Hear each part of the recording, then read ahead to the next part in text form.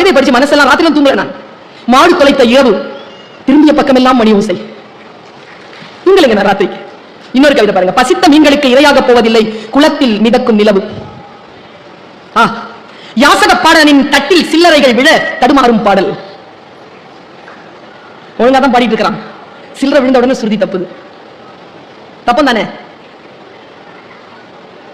இது பாருங்க. நேற்றைய சண்டையை மறந்து புன்னகைக்கிறது எதிர்வீட்டு குழந்தை. தண்டவாளங்கள் சந்தித்துக் கொண்டன பழைய இரும்பு கடையில். என் மனசு ரொம்ப பிடிச்ச கவிதை. ஒத்தலோடு தான் நெய்வார்களோ அப்பாக்களின் பனியன்களை.